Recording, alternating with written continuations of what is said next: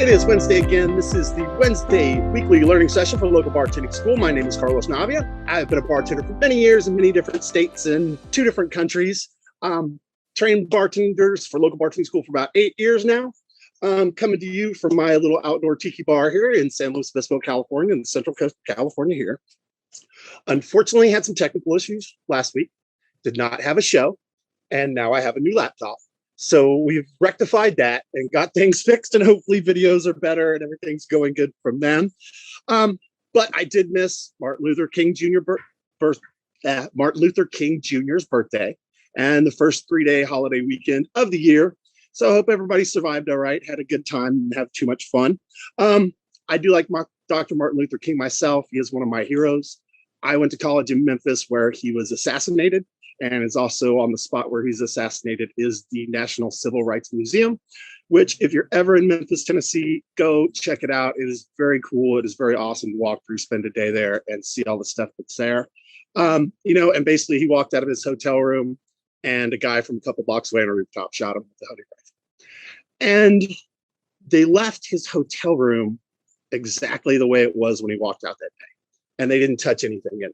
They just put a glass window up so you can look in and kind of see how he left it. And it's immaculate. There's a Bible on the countertop. Beds are made. And come on, who does that? Who's ever made their bed in a hotel room? Nobody. Really, really good people. I don't. So it's pretty crazy to see how he left in the hotel room. And it just kind of speaks to how he lived and who he was, And I had a bunch of quotes, but I'm not going to do them all because I kind of already missed it. But I do want to do this one because I really like this quote of his. If you can't run, I already screwed it up. Let's start over. If you can't fly, run. If you can't run, walk. If you can't walk, then crawl. But whatever you do, you have to keep moving forward. And, it's a good life lesson, I think, in a lot of situations and for bartenders and the hospitality industry, and the spirit industry as well. We always got to keep moving. But the last 2 years have been very trying on, all of us dealing with COVID and dealing with what's happening, but we keep moving on. We will get through this. There is a light at the end of the tunnel. Someday we may all get to take masks off here. I don't know when that's going to be because we're still under mask mandate here. And, I've heard reports from other places that they might be going on lockdown in other states as well again. So hopefully, we'll get through this and we'll see what happens. But biggest thing to remember, you cannot clean and sanitize enough. If people do not feel safe, if they do not feel comfortable, they will not stay there and spend money and drink. So just remember that, be extra careful with that. It's a new year, so always a good time to talk about recycling and, what goes in the recycling bin. So remember, all this stuff on the left, what do they call those? Capri Sun pouches, foil wrappers, stuff like that, any types of food containers, coffee mugs, plastic cups like Solo cups. They're not recycled. And I showed the picture before. I don't know if I can find it on my new laptop, but there's a company called Ball that makes aluminum cups now that look like Solo cups. They're washable, they're reusable, they're recyclable. I see them everywhere here, from liquor store to grocery store to 7-Elevens and Circle K's selling them.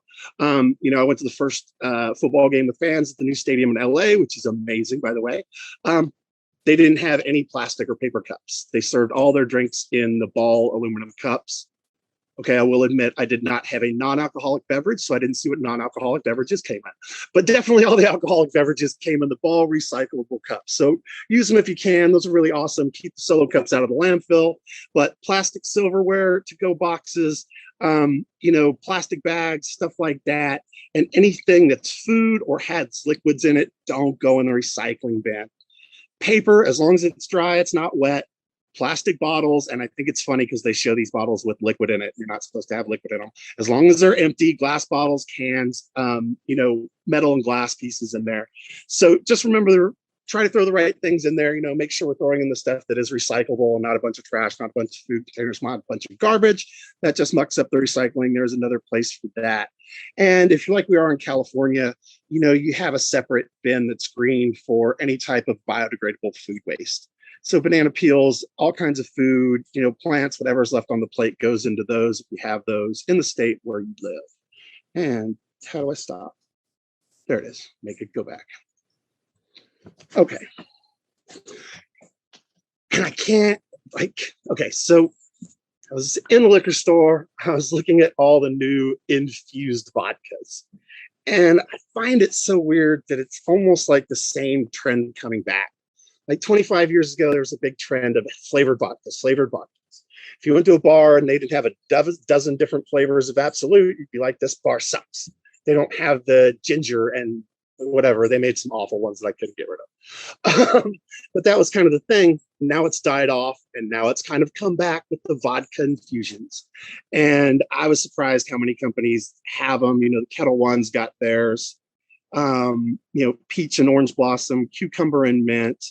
I saw some for, I think, Grey Goose. I have another picture here. Yeah. Svedka's got theirs as well. I think Smirnoff has some. I think I got a picture of Grey Goose Smirnoffs, and there's Ted Danson there promoting the Smirnoff infusions for you. Even Grey Goose is into it, and they don't ever seem to be in the front of things. They always seem to be kind of playing catch up, I feel like, with some of the stuff they do, but that's their line of them. And I say, but mean by that is also because, Tito's became very popular for advertising it was gluten-free. If you look at a Grey Goose bottle now, it says gluten-free on the back. It says made from wheat, but it says that it's gluten-free. So I think that's funny. They're always kind of, tagging along with what's going on and what's popular. So you'll see those around. You might see a lot of different recipes, a lot of different things coming up, that involve those, or people coming into the bar and asking for those kinds of things, because I think they're starting to grow in popularity. So I kind of want to talk a little bit about getting back to basics, as we start the new year, and some of the things we can work on, especially for bartenders that don't have much experience and kind of getting into this, for the first time. And talked a little bit about the 4 count that we use 2 weeks ago, I guess that, not last week, but 2 weeks ago. But you also want to practice, doing some exercises that'll help you with efficiency. The biggest thing is I have 3 drinks that have the same liquor in them. I touch that bottle one time and I go across and I hit them all in one shot. And when you're practicing, always make sure you're practicing with both hands too. If I can make drinks with both hands, I make twice as many drinks, I make twice as much money. And that's just how it works. So when we kind of practice going from one glass to the other, I'm still going to do my 4 count here. I still want to hit an ounce in every glass. Fly away. And it's just a little flip of the wrist to go from one glass to the other. So I want the butt of the bottle to go all the way up in the air. They say you're opening up the pour spout completely. Has something to do with the airflow ratio. I am not a scientist. Please don't ask me to try to explain it. But little flip of the wrist, I can go glass to glass. 1, 2, 3, 4. 1, 2, 3, 4. 1, 2, 3, 4. And the important thing when you're practicing is to come back and check yourself and see how close you are. And I'm right on the dot. So, it's one of those things. It really is like riding a bicycle. It's all about muscle memory. Once you get it down, once you've done it 1,000 times, you can always just come back and do it. It'll always come back to you. So I'm not going to check everyone here for you. I'm going to trust myself that I did decent on there. So practice going glass to glass. Practice also going glass to glass with both hands, hitting different amounts. So if I was doing something like a margarita, and I've got some faux tequila here. If I was doing something like a margarita, and I wanted to do 1.5 ounces of my tequila here, but I only want to do a 1/2 ounce of my triple sec, I can still hit them all in one line straight down, simply by just pulling off on the 2 count with my triple sec. 1, 2, 3, 4, 5, 6. 1, 2, 3, 4, 5, 6. 1, 2, 3, 4, 5, 6. So I can still just continuously pour down the line, hitting every glass, and I should have 2 ounces in here. And we'll come back and check myself. Always check yourself, see how close you are, and it should be pretty right on there. Oh, I'm a little bit over, a little touch over, but not too bad. But work on that as well. The other one is work on hitting different amounts as you go down the line as well. Not every drink's going to have the same amount in it. I may be making, a couple different cocktails. So, and these would not be the glasses I would use. These are just my practice glasses. But, if I had a vodka soda and a vodka tonic and a Long Island, I still touch that vodka bottle one time, but I hit it in a straight line. But I'm going to do a full shot here, but I only need a 1/2 ounce for my Long Island. Still hit it in one shot. 1, 2, 3, 4, 5, 6. 1, 2, 3, 4, 5, 6. 1, 2. And pull it down. Work on hitting different amounts as you go down the line. And you'll get used to it and you get comfortable with it and familiar with it.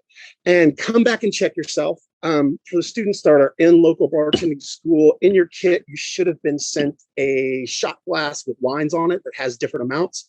That's perfect for this exercise. For you to come back then, pour it into there, and you'll be able to see how close you're getting to different amounts. And I'll give myself a quick check here and see how close I am to my 1.5 ounces. I'm right on the dot. I'm right on the money. That out of the way. So work on those, work on them with both hands, work on going back and forth. The other thing that you might be asked to do is to actually use the jigger when you pour. Now, excuse me, some water. In my days, I've come across a couple of very, very good jobs where they use jiggers to pour everything.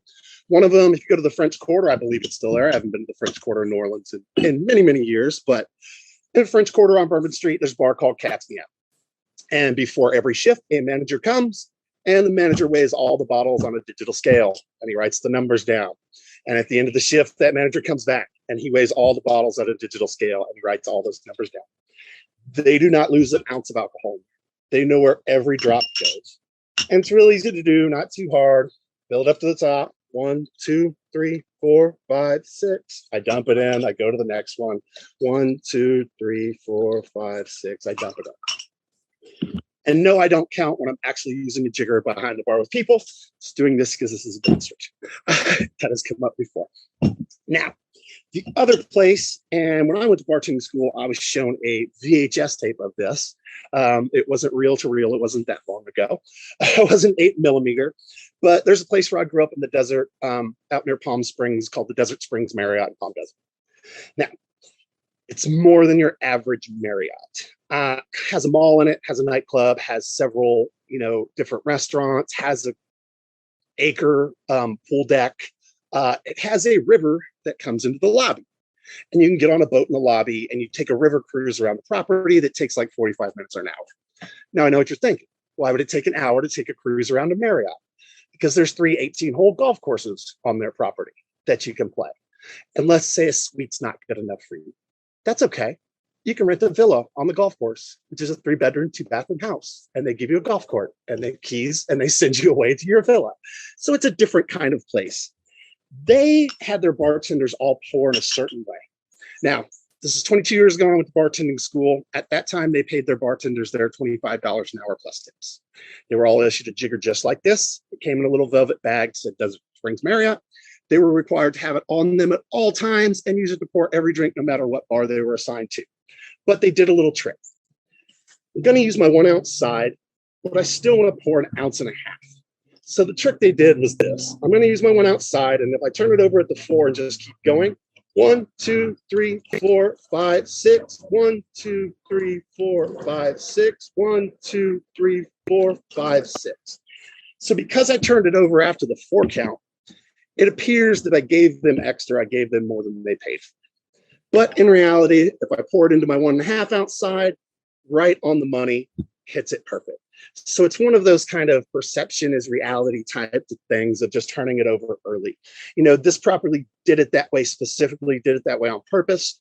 It's a very expensive place. And the second people came onto their property, they wanted people to feel like they were being taken care of and hooked up. They wanted them to walk away going, I love staying here. All the bartenders hook me up.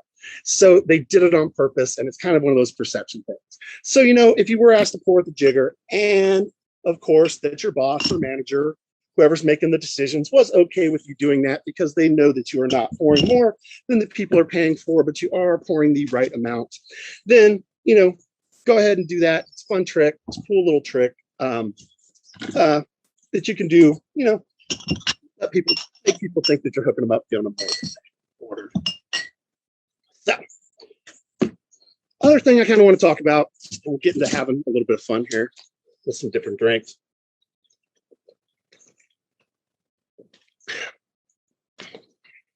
Martinis, Manhattans, Old-Fashions. Biggest thing I think when it comes to people that order martinis, Manhattans, and old fashions is they don't want the well liquor.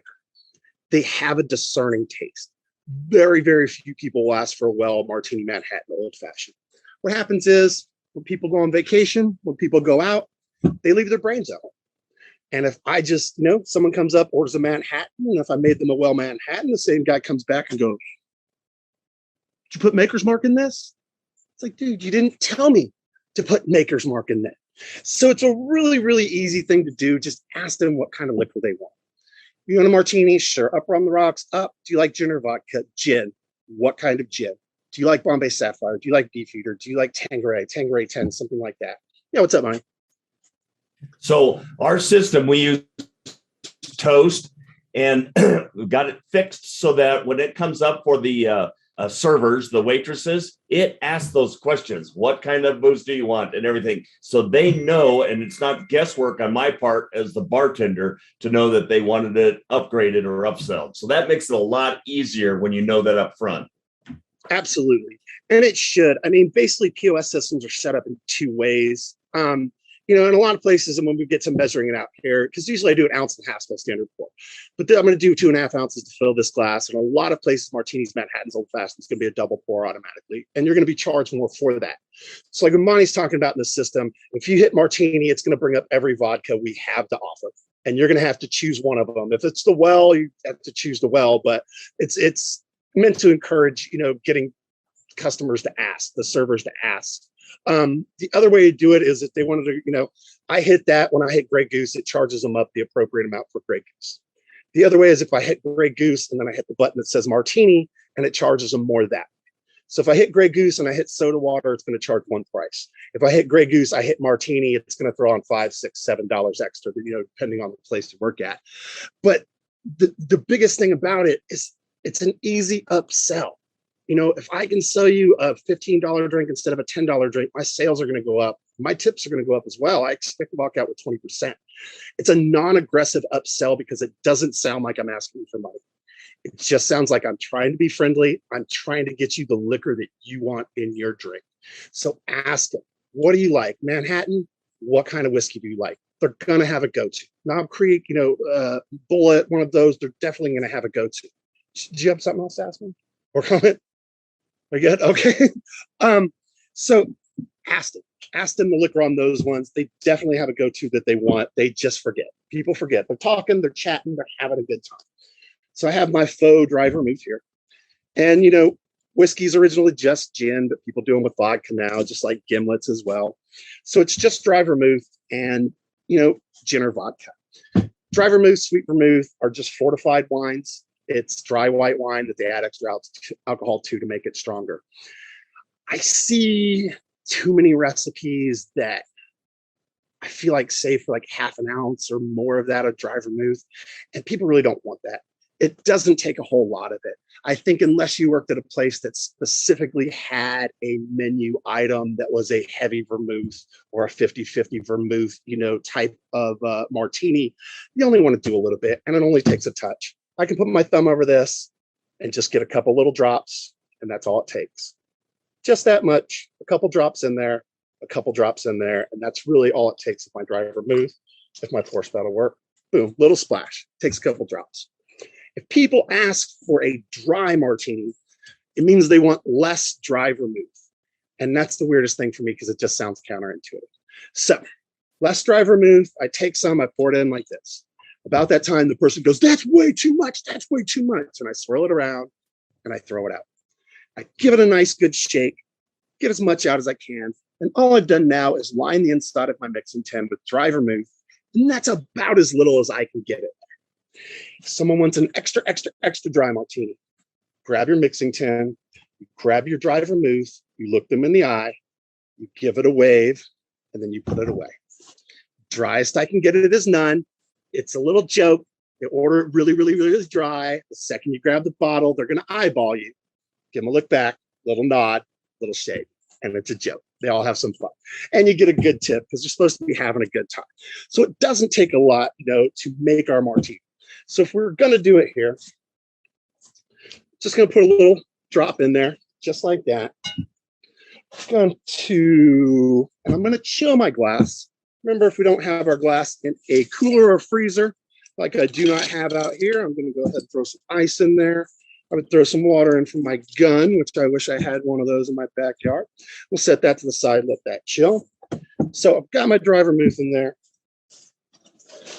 Grab a little more ice. Fill up my mixing tin. And not too full, just about 2/3 of the way full. It doesn't have to be too full, so I can get my pint glass in there. And we have our faux vodka here. We're going to do 2.5 ounces.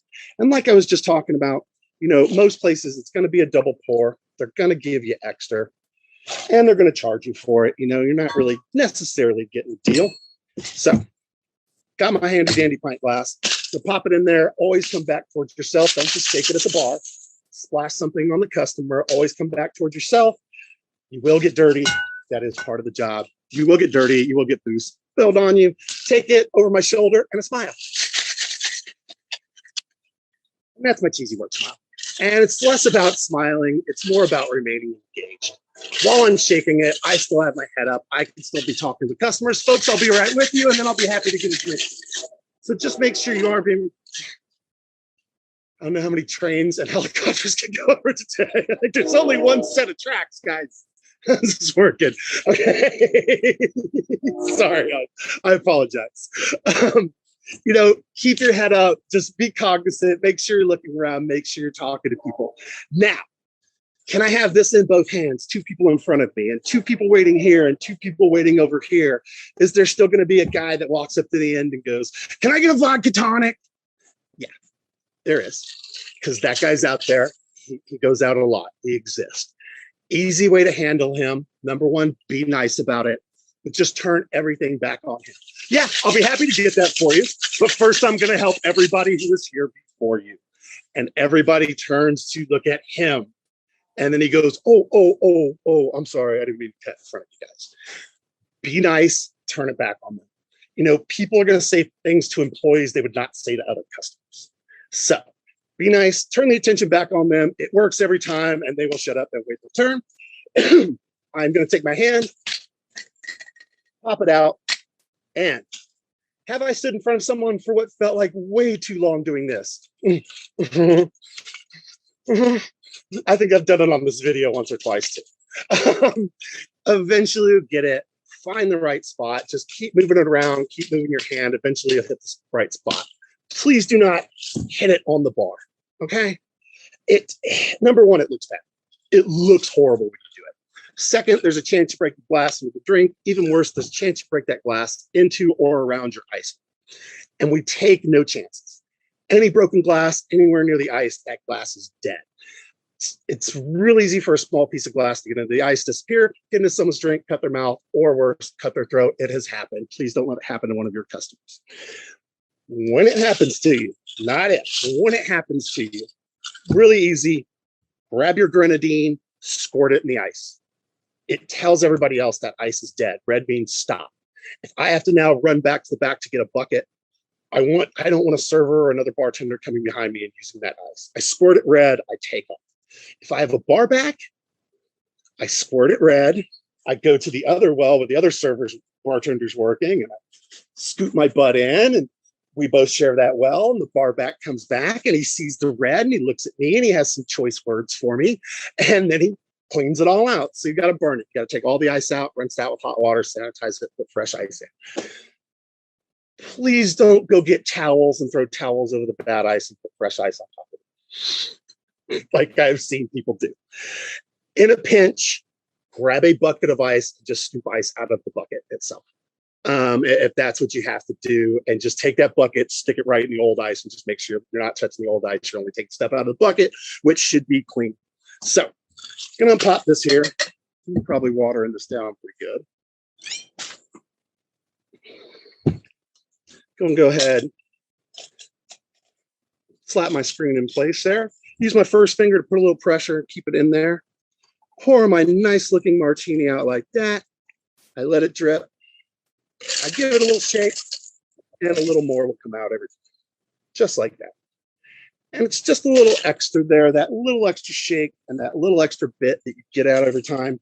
It's just a nice touch. If the people can't see me, if I'm making this cocktail for a server that's taken to a table and the people can't see what I'm doing, the little shake and the little extra drip doesn't really mean much because they're not going to see it. But for someone that's sitting right there in front of you, they're going to be kind of smiling because their drink's almost ready. You do that for them, and their smile gets just a bit bigger. It's I did everything short of wringing this out like a wet towel to get all the liquor I could out of there for me. And even though I don't like olives, I was at Dollar Tree today and they had some olives. So I've got some olives here. We're gonna go ahead and garnish with olives. Lemon twist is also a popular choice. If somebody asks for a dirty martini, what they are asking for is the olive juice in the martini. And when you're filling up your fruit tray, you should have the cherries and the olives in a little bit of juice. Keeps them fresh, keeps them moist. But also, someone wants a dirty martini, I can just grab that little white tray out of my fruit tray, pour a little in, bam, I'm ready to go. Note this though, people will order martinis at different levels of dirtiness. So it can be filthy or slightly dirty, up to, had a buddy that would order his martini. He said that he wanted it dirty like it walks the street from money. And that's a dirty girl. So, there's kind of levels. Err on the side of caution. I can always add more olive juice to the martini. I cannot take it back out. Worst case scenario, I give them a little shot glass of olive juice. They can put some more in if it's not salty. But if it's too salty, there's not much I can do. So bam, we have our martini right there. Now, say instead of these olives, I would drop in some cocktail onions, which I also think are disgusting, just like olives. Then it's a Gibson. Done. Martini, cocktail, onions, Gibson. We're good to go. Boom. There we go. So now I have more of these written down. This is my attention to go to. I don't think I have anything red. I lost my red. All right. So, old fashions. I was always taught twice as much whiskey as sweet vermouth. Traditionally, they're done with rye whiskey, but remember, we're asking the people what kind of whiskey they want. Every time they're going to have a go-to, they're going to have something they drink. I was always taught 2 parts to 1. We're going to do twice as much whiskey as we're going to do sweet vermouth. So if I did 2 ounces of whiskey, I'm going to do 1 ounce of sweet vermouth. Like the book I originally have, because I still have my book from bartending school, doesn't call for bitters. Throw a couple dashes of bitters in there. It makes a better drink. It gives it a little flavor. I think that most people expect it, today when you're doing it. Big thing you're going to see now is shaking stuff up, pouring it over fresh rocks, which is kind of a trend. And if this does come up, because occasionally we all make mistakes, and you may get into a situation where a server comes to you and says, "Oh my God, I rang up that martini wrong. I need that on the rocks, not up." It's about the easiest fix in the book. Okay, I'm done. There, done. What if it happens in reverse, dude? Well, I put my screen on like this, and I pour it back into this glass, and I throw my olives in. And once again, I'm done. So easiest fix in the book if that ever does come up, because sometimes servers make mistakes. Sometimes we all make mistakes. So I'm gonna put my martini off to the side. So do with that. If someone asks for an extra sweet martini or an extra sweet Manhattan, simply do half and half. Half sweet vermouth, half whiskey. It's going to be extra sweet that way. I've seen a bartender throw a little bit of cherry juice in there. I could sweeten it up too. It kind of depends on how you're doing it. If people ask for a dry Manhattan, they simply want dry vermouth instead of sweet. But still, we're only putting a couple drops in. We're not putting the same amount that we would of sweet vermouth. If people ask you if you can make a perfect Manhattan, they're not asking if you make the quintessential Manhattan, the greatest Manhattan ever. They want sweet and dry vermouth. Make your regular Manhattan, couple drops to dry. Now it's a perfect Manhattan. And all those apply to if someone orders a Rob Roy, which is just a Manhattan with scotch. And once again, though, we're asking, what kind of scotch do you like? Do you like, Chivas? Do you like Macallan's? Do you like Glenfiddich? They definitely have a go-to. They're definitely going to have something there that they like. So when it comes to old fashions, I think I did a traditional old fashioned not too long ago. So I saw this, and this is a little different. So I'm going to give this one a go. It's let's grab a glass here. Banana Rum Old-Fashioned. So I'm going to grab my glass here. I'm going to go ahead and stir this one up. Or that time was good. I'm not going to fill it too full. So what we're going to do is 1.25 ounces here of whiskey. 2, 3, 4, 5. I'm not going to fill it up all the way because it's 1.5 ounces. I'm going to do what would be 1.25 ounces here of white rum. 1, 2, 3, 4, 5. And then we're going to do just 1/2 ounce of creme de banana liqueur. So that has a little bit of banana flavor in there to it. I'm going to go ahead and give that a couple dashes of bitters in there as well. We're kind of letting the banana, a little bit of sugar from the rum, a little bit of flavor from the banana as the fruit instead of the regular sugar traditional way we do it here. Going to give it a nice stir. And the nub is there because that's the end that's intended to go into the glass. That being said, if you watch Bar Rescue like I do, half the trainers on John Taffer's show use this end, and half the trainers on John Taffer's show use this end. It's still going to stir a drink. It's just fine. Use the spoon end if you want to use the spoon.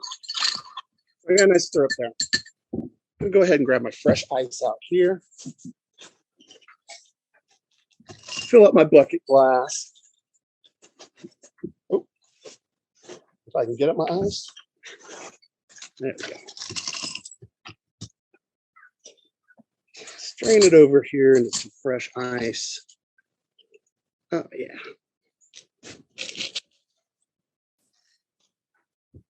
And we'll finish this off with an orange twist. I should have a peel right here.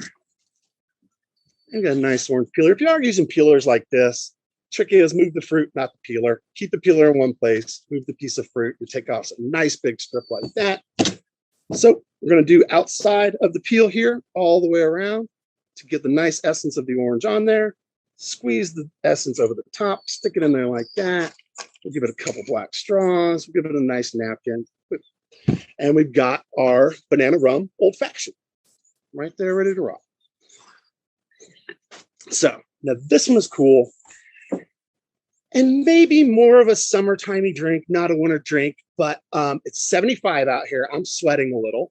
So I feel like this is still going to be a good drink, even given the occasion. Even though it's January, we complain here when it gets under 60. California, we live in. So I'm going to do here, hold on. What I'm going to do here, I'm going to grab my mixing tin. I've got in here, got some watermelon. So I'm going to go ahead, cut this open.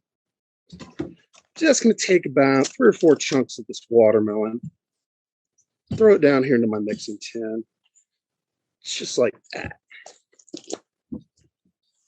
Also, going to throw in some mint leaves. I have here as well. I'm going to grab about 6 or 7 of these off.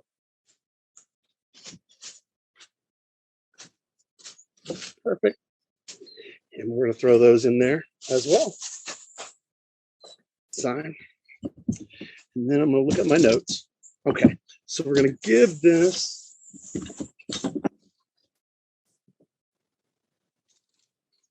don't tell me. All right, I'm short 1 piece of equipment. So we're going to improvise. I don't know where my mallet is, but I can always kind of improvise. I'm going to mash this up with the back of my spoon. There we go. I'm mashing up the mint, mashing up the watermelon in there as well. And I'm going to double strain it. So I'm going to mash it up nice and good because none of that stuff is going to end up in the final drink when I'm done with it. So got to put some ice in here. There we go. And we're going to put in 1.5 ounces of gin. And, you can use any gin with it. They all got different flavors. There's a lot of different ones coming out that, have some different flavors, different botanicals that they're using. So gin of your choice. We're also going to do 1/2 ounce of Saint Germain elderflower liqueur. I feel like I can't look up recipes anymore without finding a recipe with Saint Germain. So you're seeing it a lot. I'm seeing it more and more. We're going to throw that in there. going to go ahead and squeeze some fresh lemon juice in here as well. Squeezer. Half a lemon, so about a half an ounce of fresh lemon juice there. And we'll sweeten it up. Just a little bit of grenadine. Give it a nice red color as well. Just about a quarter ounce. Just gonna put a touch of that in there. So I'm gonna lock my pint glass in again.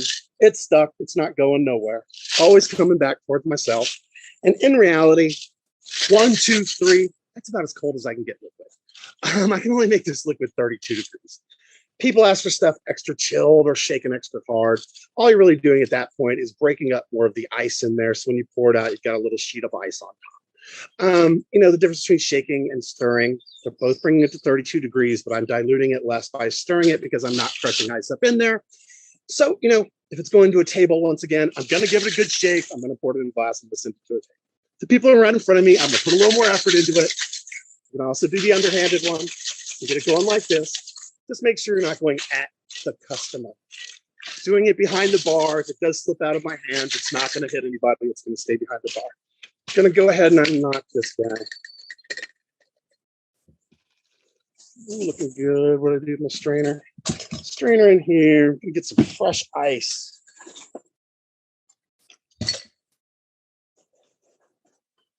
Cooler.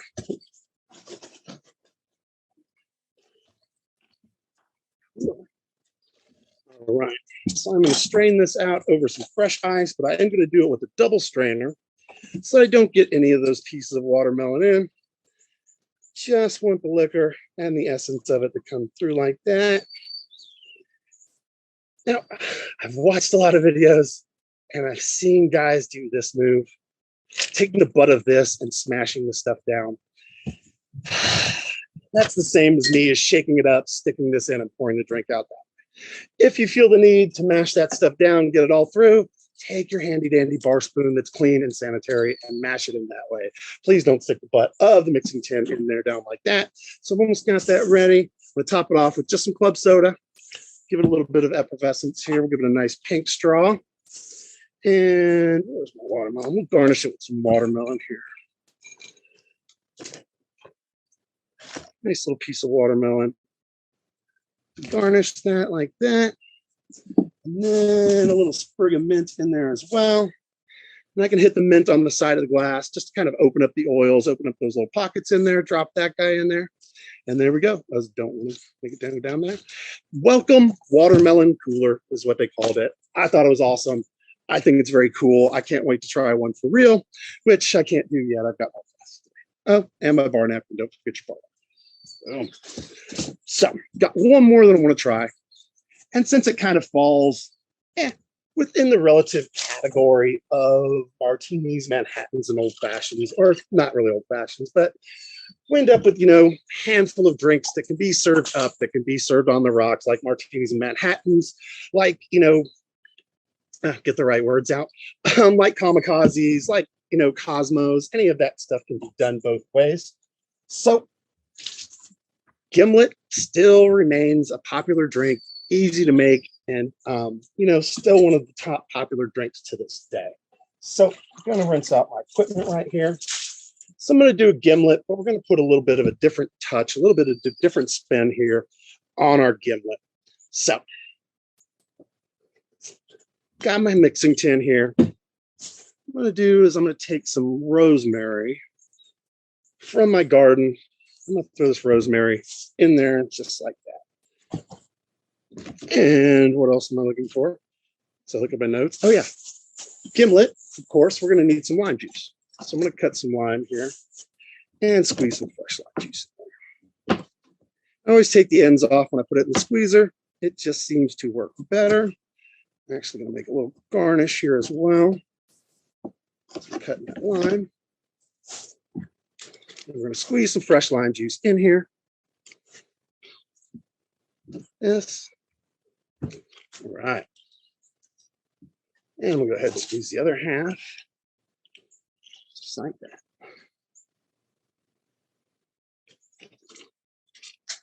I'm going to put in some simple syrup.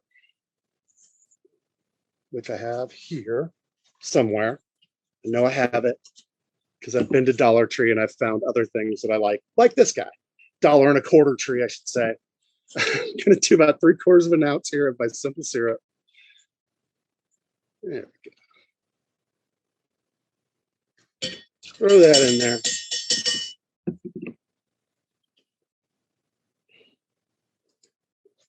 I don't really even need to mash up the basil. I'm going to shake it up. It's going to get kind of opened up. Pockets are going to get opened up in there. So I'm not even going to mash it. Take this pop-up off my screen. I'm going to go ahead and throw my ice in with my... And oh! Fill my glass.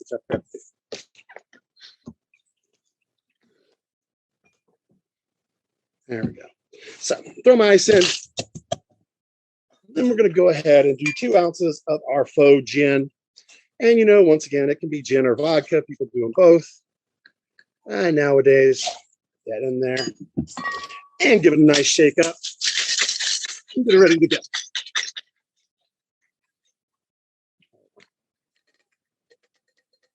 About. We throw this water out. I'm going to let it drip a little. I'm going to try not to hit it on the bar and break it because I've done that so many times I can't count them. Throw my screen in there. It wants to get in there.